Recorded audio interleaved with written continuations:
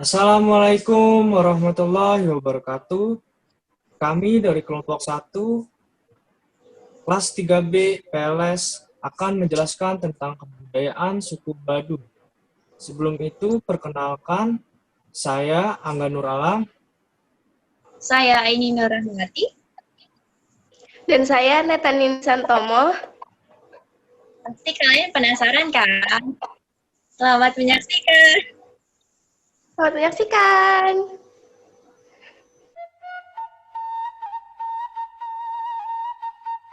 Ada wilayah Baduy ini. Wilayah Baduy bermukiman tepat di kaki pegunungan Kendeng di Kanekes, Kecamatan Lewidamar, Kabupaten Lebak, Rangkas Bitung di Banten. Berjarak sekitar 40 km dari kota Rangkas Bitung. Wilayah yang merupakan bagian dari pegunungan Kendeng 600 meter di atas permukaan laut. Tersebut mempunyai berbukit dan bergelombang dengan kemiringan tanah rata-rata 45%, yang merupakan tanah vulkanik di bagian utara, tanah endapan di bagian tengah, dan tanah campuran di bagian selatan. Yang tinggal di berbagai kampung yang tersebar mengelilingi wilayah Kanekes dalam seperti Cikadu, Kadu Ketuk, Kadu Kolot, Gajebo, Cisagu, dan lain sebagainya. Nah, masyarakat Kanekes luar berciri khas mengenakan pakaian dan ikat kepala berwarna hitam. Ada beberapa hal yang menyebabkan dikeluarkannya warga Kanekes dalam ke Kanekes luar. Yang pertama adalah mereka telah melanggar adat masyarakat Baduy dalam. Yang kedua, berkeinginan keluar dari Baduy dalam. Dan yang ketiga, menikah dengan anggota Kanekes luar. Ada ciri-ciri masyarakat orang Kanekes luar. Yang pertama, mereka telah mengenal teknologi seperti peralatan elektronik, meskipun penggunaannya tetap merupakan larangan untuk setiap warga Kanekes, termasuk warga Kanekes luar.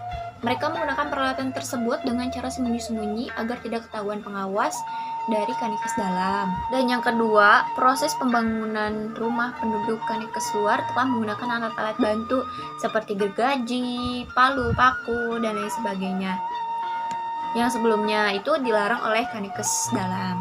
Yang ketiga, menggunakan pakaian adat dengan warna hitam dan biru tua untuk laki-laki, yang menandakan bahwa mereka tidak suci. Kadang menggunakan pakaian modern seperti kaos oblong dan celana jeans. Dan yang ketiga itu menggunakan peralatan rumah tangga modern seperti kasur, bantal, piring, gelas kaca, dan gelas plastik. Asal-usul suku Baduy. Sebutan Baduy merupakan sebutan yang diberikan oleh penduduk luar kepada kelompok masyarakat tersebut, berawal dari sebutan para ahli Belanda yang mempersamakan mereka dengan kelompok Arab Badawi yang merupakan masyarakat yang berpindah-pindah atau nomaden. Kemungkinan lain adalah mereka karena adanya sungai Baduy dan gunung Baduy yang ada di bagian utara di wilayah tersebut. Mereka sendiri lebih suka menyebut diri sebagai orang Kanekes atau orang Kanekes sesuai dengan nama wilayah mereka atau sebutan yang mengacu kepada nama kampung mereka seperti Urang Cibeo. Keberadaan masyarakat Baduy sendiri sering dikaitkan dengan kerajaan Sunda, yaitu kerajaan Pajajaran di abad 15 dan 16. Saat itu kerajaan Pajajaran yang berlokasi di Bogor memiliki pelabuhan dagang besar di Banten, termasuk alamnya perlu diamankan. Nah, tugas pengamanan ini dilakukan oleh pasukan khusus yang mengelola kawasan berhutan lebat dan berbukit di wilayah Gunung Kendeng tersebut. Keberadaan pasukan ini yang diyakini sebagai cikal bakal suku Baduy. Ada pula yang mempercayai awal keberadaan suku Baduy merupakan sisa-sisa pasukan Pajajaran yang setia kepada Prabu Siliwangi. Mereka melarikan diri dari kerajaan pasukan Sultan Banten di Cirebon, namun pada akhirnya mereka dilindungi Kesultanan Banten dan diberi otonomi khusus. Menurut kepercayaan yang mereka anut, orang Kanekes mengaku jika mereka adalah keturunan Batara Cikal, salah satu dari 7 dewa yang diutus turun ke bumi untuk menjaga harmoni dunia. Mereka percaya bahwa tanah kediaman mereka, yang mereka sebut sebagai Pancar Bumi, adalah pusat dunia, tempat manusia pertama kali diturunkan ke bumi. Kepercayaan orang Kanekes ini berbeda dengan pendapat para ahli sejarah. yang meneliti berdasarkan kajian dari beberapa bukti sejarah berupa prasasti, catatan perjalanan pelaut, Portugis dan Tiongkok, serta cerita rakyat mengenai kawasan geografis Jawa Barat tempo dulu yang disebut sebagai Tatar Sunda. Dari sinilah asal-usul masyarakat Kanekes dikaitkan dengan kerajaan Pajajaran tersebut. Terus ada kehidupan masyarakat suku Baduy. Nah, nama Baduy sendiri diambil dari nama sungai yang melewati wilayah itu, Sungai Cibaduy. Di desa ini tinggal suku Baduy luar yang sudah banyak berbaur dengan masyarakat Sunda lainnya. Baduy luar atau biasa mereka menyebutnya orang Panamping. Cirinya selalu berpakaian hitam, umumnya orang Baduy luar sudah mengenal kebudayaan luar di luar dari kebudayaan Baduynya sendiri, seperti bersekolah sehingga mereka bisa membaca, menulis, dan bisa berbahasa Indonesia. Mata pencarian mereka bertani. Selain beras, mereka juga membuat kerajinan tangan seperti tas koja yang bahannya terbuat dari kulit kayu yang dianyam.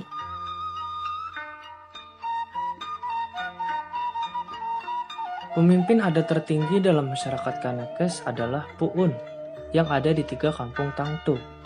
Jabatan tersebut berlangsung turun-temurun, namun tidak otomatis dari bapak ke anak, melainkan dapat juga ke kerabat lainnya. Jangka waktu jabatan Puun tidak ditentukan, hanya berdasarkan pada kemampuan seseorang memegang jabatan tersebut. Pelaksanaan sehari-hari pemerintahan adat Kapuunan dilaksanakan oleh Jaro yang dibagi ke dalam 4 jabatan, yaitu Jaro Tangtu, Jaro Dangka, Jaro Tanggungan, dan Jaro Pamarentah. Jaro Tangtu bertanggung jawab pada pelaksanaan hukum adat pada warga Tangtu dan berbagai macam urusan lainnya. Jangko Dangka bertugas menjaga, mengurus, dan memelihara tanah titipan leluhur yang ada di dalam dan di luar Kanekes.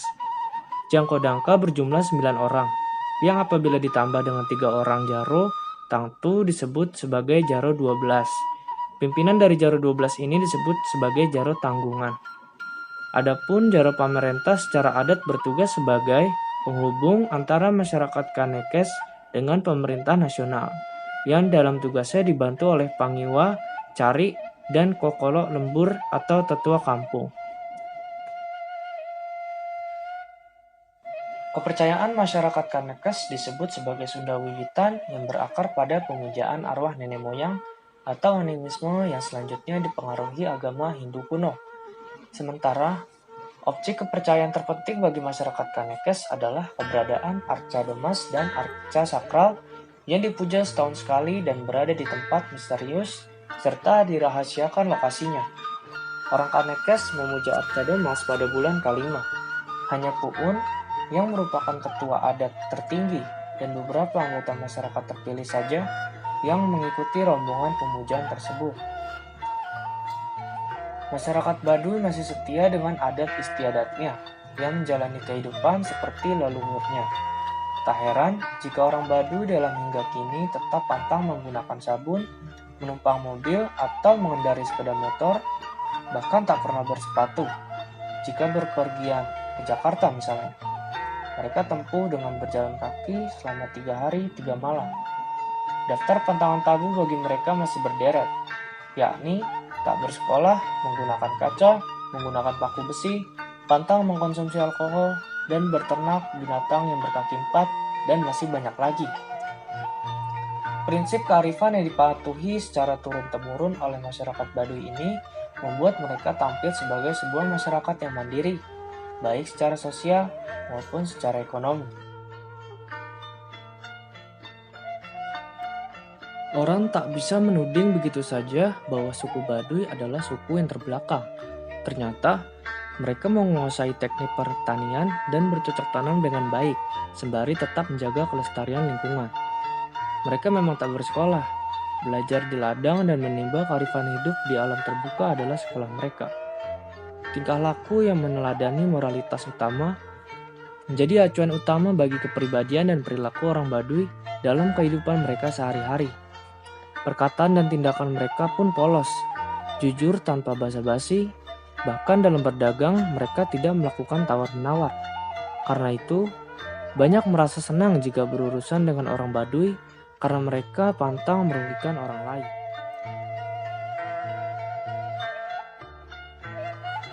Nah, di sini saya akan menjelaskan tentang mata pencaharian, busana adat, dan pola bercocok tanam masyarakat suku Baduy.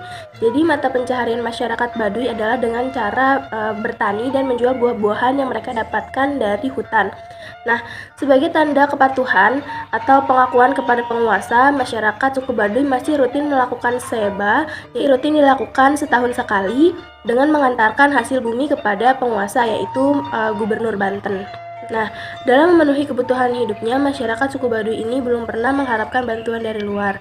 Jadi, mereka bercocok tanam dan berladang, menjual hasil kerajinan tangan khas Baduy seperti koja dan jarok. Nah, mereka juga menjual hasil tenunan berupa selendang, baju, celana, ikat kepala, dan lain-lain. Ketika pekerjaan di ladang sedang tidak berjalan dengan baik, orang Baduy biasanya berkelana keluar kota ke kota besar di sekitar wilayah mereka dengan berjalan kaki dan dengan jumlah yang kecil, yaitu antara 3-5 orang, untuk menjual buah-buahan, madu, dan hasil kerajinan tangan mereka. Nah, perdagangan ini sudah menggunakan uang dan sudah tidak lagi menggunakan sistem barter.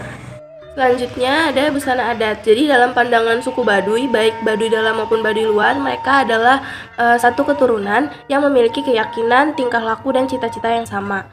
Nah, untuk Baduy dalam, laki-lakinya menggunakan baju lengan panjang yang disebut dengan jamang sangsang, karena cara memakainya hanya dengan disangsangkan atau ditempelkan ke badan. Nah, modelnya ini hanya dilubangi atau dicoak di bagian leher sampai dada, tidak memiliki kerah dan tidak menggunakan kancing, juga tidak terdapat kantung baju. Dibuatnya pun tidak menggunakan mesin jahit, melainkan dijahit dengan tangan, dan bahan dasarnya pun harus terbuat dari benang kapas yang asli ditenun. Nah, bawahannya berupa sarung berwarna biru kehitaman yang dililitkan ke pinggang dan diikat dengan selembar kain, dilengkapi dengan ikat kepala berwarna putih untuk menutupi rambut mereka yang panjang. Nah, biasanya pakaian mereka juga dilengkapi dengan selendang atau hasduk yang melingkar di lehernya. Pakaian serba putih mereka ini mengandung makna bahwa kehidupan mereka masih suci dan belum terpengaruh oleh dunia luar. Sedangkan untuk Baduy luar, laki-lakinya menggunakan baju kampret berwarna hitam dan ikat kepala berwarna biru tua dengan corak batik. Bajunya yang terbelah dua sudah menggunakan kain dan terdapat kantung baju. Bahan dasarnya pun sudah tidak harus terbuat dari kapas asli yang ditenun. Laki-laki Baduy luar dan Baduy dalam biasanya selalu membawa senjata berupa golok yang disisipkan di balik pinggangnya dan biasanya dilengkapi lagi dengan tas kain atau koja. Bagi wanitanya, baik suku Baduy luar maupun Baduy dalam tidak memiliki perbedaan yang mencolok. Mereka menggunakan busana seperti sarung berwarna biru kehitaman yang dililitkan dari tumit sampai ke dada. Untuk berpergian, biasanya mereka menggunakan kebaya, kain tenun sarung berwarna biru kehitaman, karembong, kain ikat pinggang, dan selendang. Nah, yang terakhir ada pola bercocok tanam. Jadi pola bercocok tanam masyarakat suku Baduy ini masih sangat tradisional dan memegang adat leluhur. Biasanya sebagai penghormatan mereka melakukan ritual khusus saat memulai masa tanam. Di antaranya adalah ritual nyacar atau membersihkan lahan sebelum ditanami. Lalu ada juga ngaduruk, yaitu membakar lahan supaya subur. Proses menanam padi sendiri disebut dengan ngacek. Dan waktu tanam masih berpanduan pada tata letak bintang. Perawatan padi masyarakat suku Baduy pun masih sangat tradisional. Biasanya para petani Baduy menggunakan ramuan dari oplosan aneka tanaman seperti cengkudu, tamiang, gampol, pacing tawa, dan lajak. Nah, semua tanaman ini diaduk rata dan dicampur dengan air tuak lalu disebarkan pada tanaman sebagai pengganti pestisida. Untuk penyimpanan padi, lumbung padi suku Baduy disebut dengan leit. Dindingnya terbuat dari anyaman bambu, atap atau tutupnya terbuat dari serabut pohon arang. Untuk kaki atau alasnya biasanya menggunakan papan bundar yang berfungsi sebagai anti hama. Terima kasih sudah menonton video kami. Semoga mendapat ilmu yang bermanfaat bagi kita semua. Jika teman-teman mempunyai kritik dan saran, boleh komentar di bawah ini. Terima kasih. Assalamualaikum Warahmatullahi wabarakatuh. warahmatullahi wabarakatuh.